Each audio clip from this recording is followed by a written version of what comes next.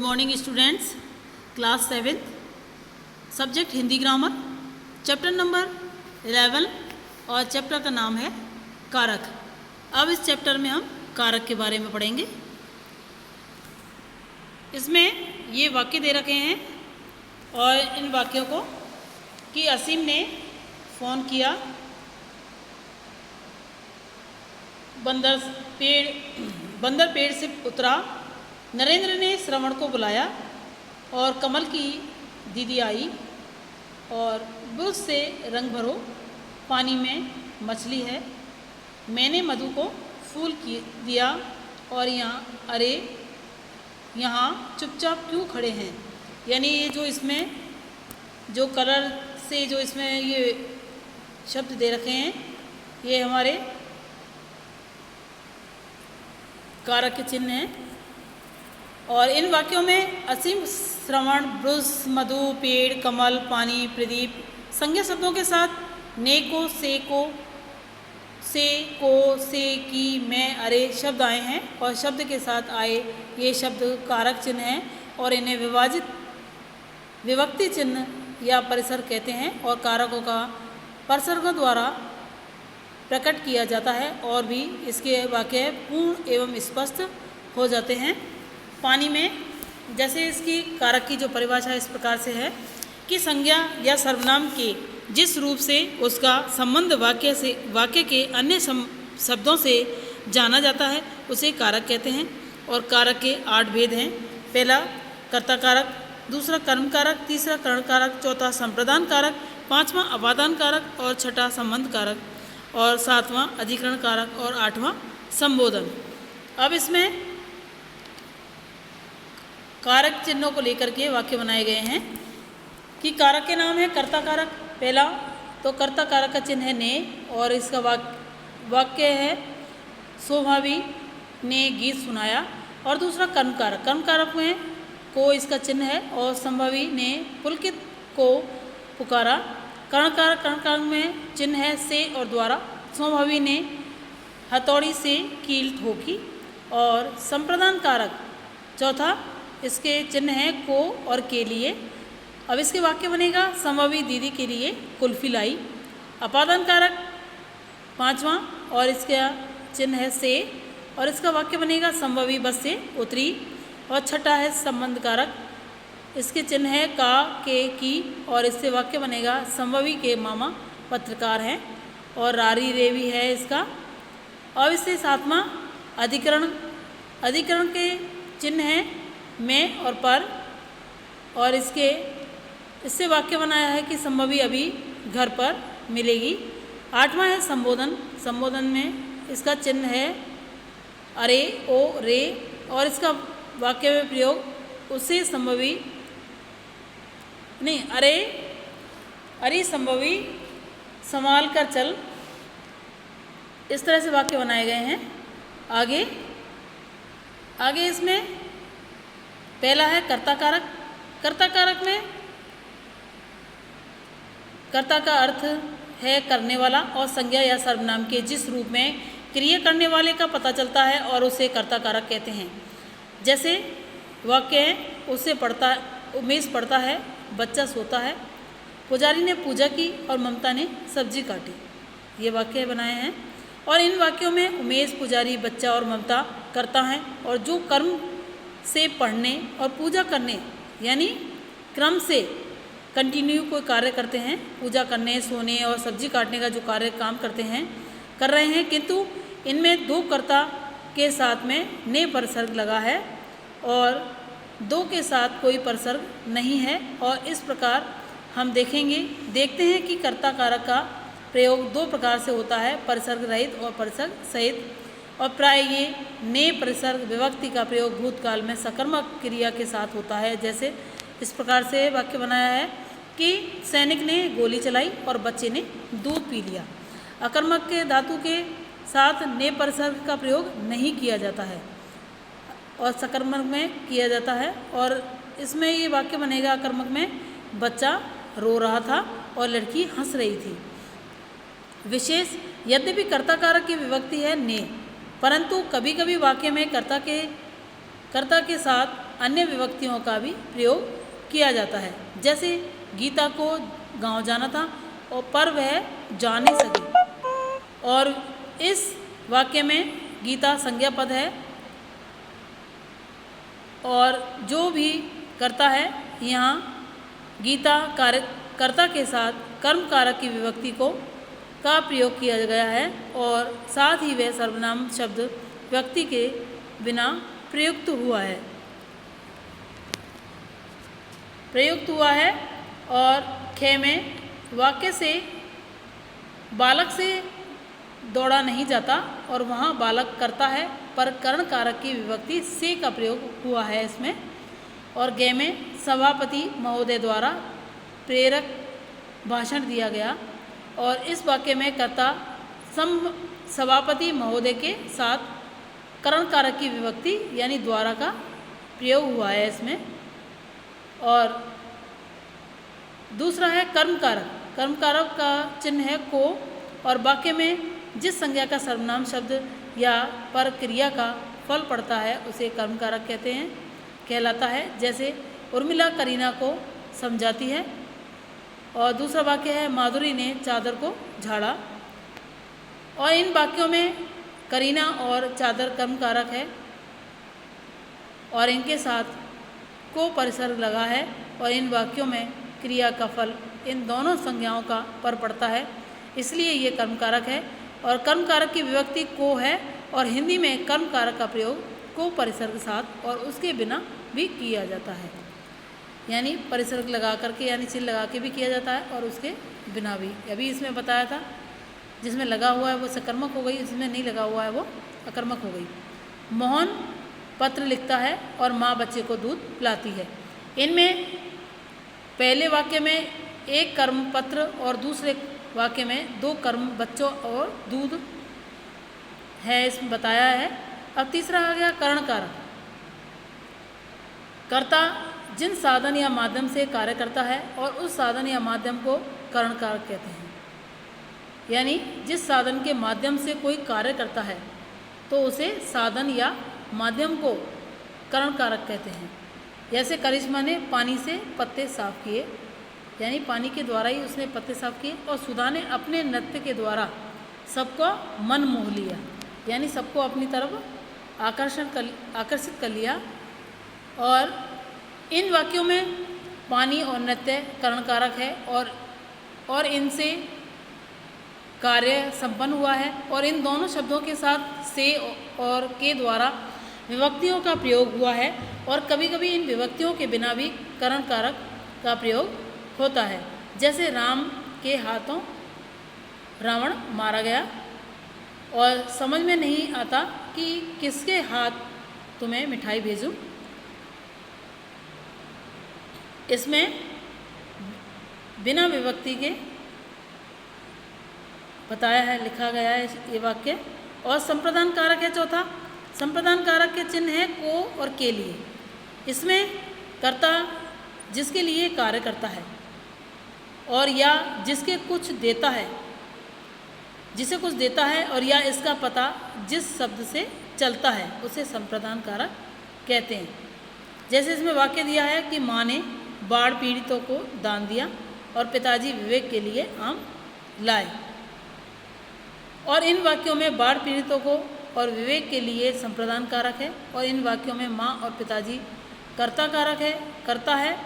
और जिन्होंने बाढ़ पीड़ितों के विवेक के लिए यानी दान देकर के तथा आम लाने का कर्म किया है यानी कार्य किया है उसने, इसलिए इसमें संप्रदान कारक बताया है। अब आ गया पांचवा अपादान कारक।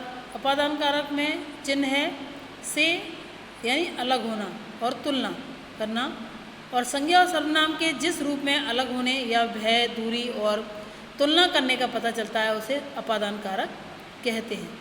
जैसे अजय साइकिल से गिरा और गीता रश्मि से पतली है। और इन वाक्यों में साइकिल और रश्मि से अपादान कारक है और इनके साथ से परिसर्ग लगा है और इसमें अलग होने या तुलना करने का पता चलता है, ये अपादान कारक कहलाते हैं। अतिरिक्त डरने, लजाने और दूरी के लिए भी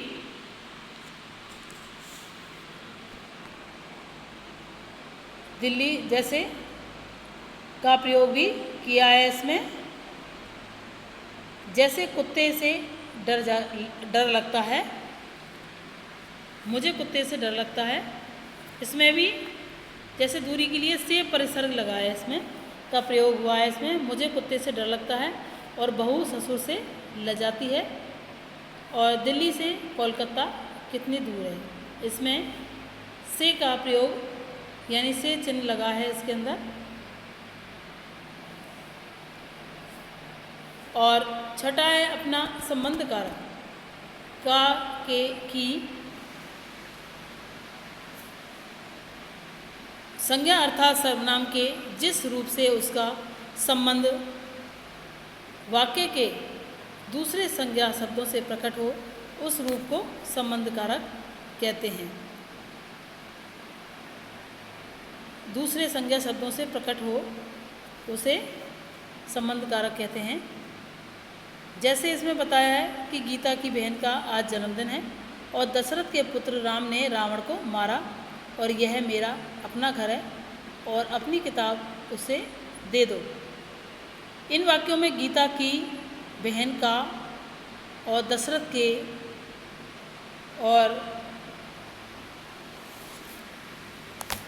के मेरा और अपनी संबंध कारक के उदाहरण हैं का, के, की, रा, रे, री और ना, ने, नी संबंध कारक परिसर हैं, यानी ये चिन्ह हैं जिससे संबंध बनाया जाता है। और सातवां है अधिकरण कारक, जिसमें मैं और पर ये चिन्ह है इसके, और संज्ञा के जिस रूप से क्रिया के आधार, समय और स्थान आदि का पता चलता है उसे अधिकरण कारक कहते हैं। जैसे बंदर छत पर बैठा है और दूध में चीनी डालो, शिल्पा घर में है और मुझ पर कृपा करें, यानी ये चिन्ह लगा करके वाक्य बनाए गए हैं। और इन वाक्यों में छत पर, में, दूध में, घर में और मुझ पर अधिकरण कारक है, ये अधिकरण कारक आ गया। और क्योंकि ये शब्द संबंधित क्रियाओं के आधार हैं, यानी ये संबंधित हैं, ये क्रियाएं इनके साथ में जो इन शब्दों को चिन्हों को लगाया गया है। अब इसमें आगे है संबोधन कारक, आठवां। संबोधन कारक में अरे, रे, हे आदि चिन्ह हैं इसके, और जिन संज्ञा शब्दों का प्रयोग संबोधन के रूप में बुलाने या पुकारने के लिए किया जाता है उन्हें संबोधन कारक कहते हैं। जैसे वाक्य दे रखे हैं कि अरे रमन, तुम्हें क्या पुरस्कार मिला, हे राम, यह क्या हो गया। इन वाक्यों में रमन और राम का प्रयोग संबोधन के रूप में है, यानी संबोधन किया गया है इनके नाम लेके इसमें, और इनके साथ अरे और हे परिसर्ग यानी चिन्ह लगाए गए हैं। और संबोधन कारक में विस्मय सूचक चिन्ह लगाया जाता है, यानी जो संबोधन कारक के जो वाक्य लिखे जाते हैं इनमें विस्मय सूचक चिन्ह लगाया जाता है। और अब आगे इसमें कर्म कारक और संप्रदान कारक में अंतर, यानी इन दोनों कारकों का परिसर्ग यानी जो चिन्ह है को है, और इसलिए इनकी पहचान और प्रयोग में दुविधा हो जाती है और इनमें अंतर होता है। जैसे कर्म कारक में क्रिया का फल कर्म पर पड़ता है, और दूसरा संप्रदान कारक में किसी के लिए यानी कुछ करने का, किसी को उदारतापूर्वक कुछ देने का काम होता है। यानी कर्म कारक में तो क्रिया का फल कर्म पर ही पड़ता है, और संप्रदान कारक में किसी के लिए कुछ देने या किसी को उदारतापूर्वक कुछ देने का काम होता है, यानी उसमें कोई चीज़ उदारतापूर्वक दी जाती है इसमें संप्रदान कारक में।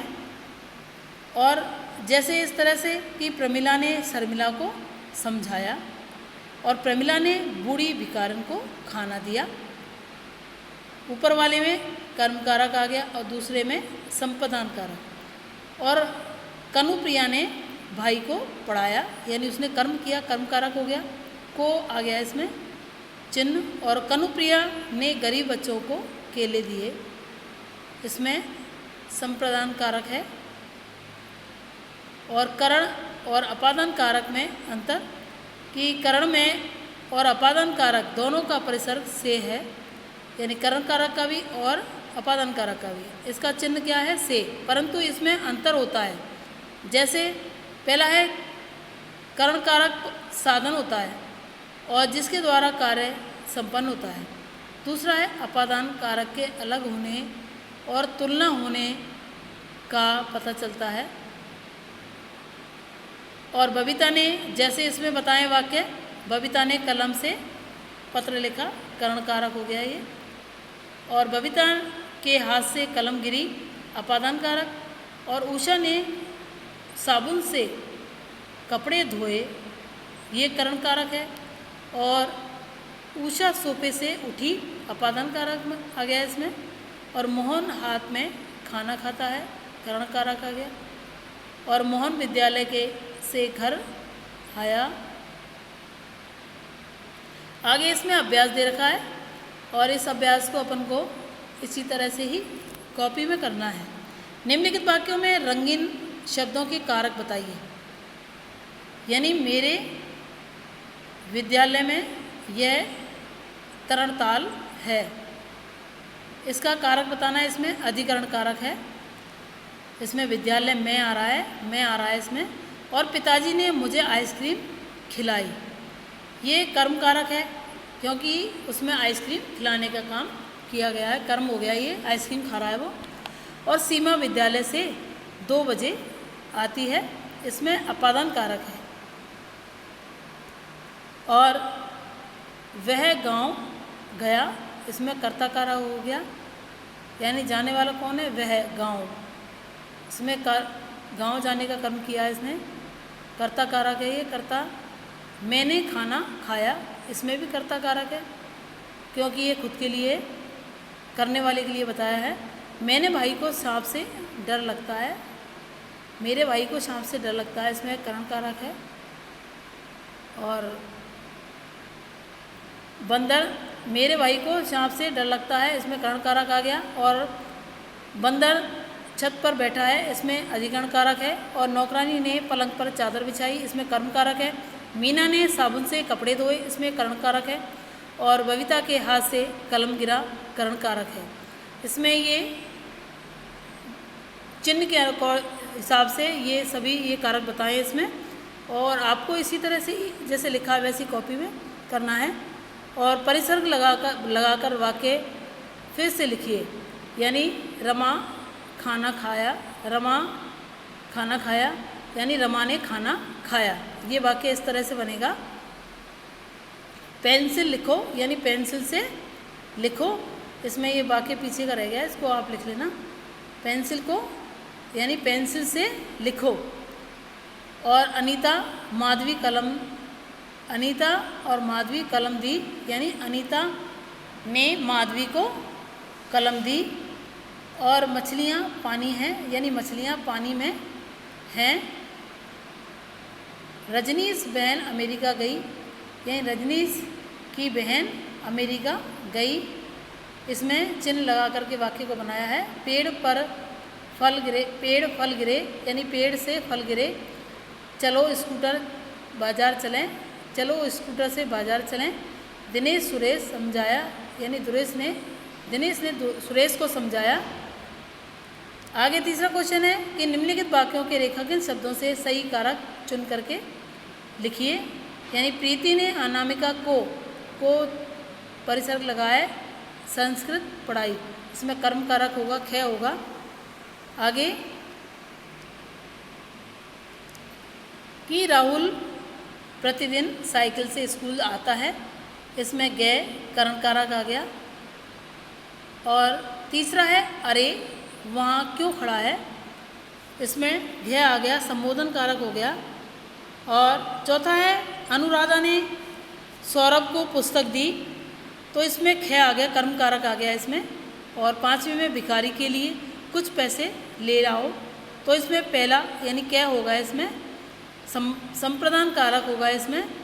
और छठा है उसका भाई अच्छा खिलाड़ी है, इसमें गया होगा संबंध कारक। पेड़ों पर चिड़ियाओं ने घोंसले हैं, पेड़ों पर चिड़ियाओं के घोंसले हैं, इसमें घ होगा अधिकरण कारक। सारा दिन चंदू खेलता रहता है, कै इसमें कर्ता कारक हो गया। और नितिन की अभी स्कूल से निकला है, इसमें भी गे करण कारक हो गया। 10वां है राघव ने समीर को अपने घर बुलाया, तो इसमें ख आ गया, कर्म कारक हो गया इसमें। अब आ गया चौथा क्वेश्चन कि कारक की दृष्टि से सही वाक्य चुनिए। इसमें सही वाक्य है ख, अनिल आशुतोष के लिए उपहार लाया। और दूसरा क्वेश्चन है, दूसरा है इसमें ग होगा, इसमें अरविंद साइकिल पर बैठा है। और तीसरे में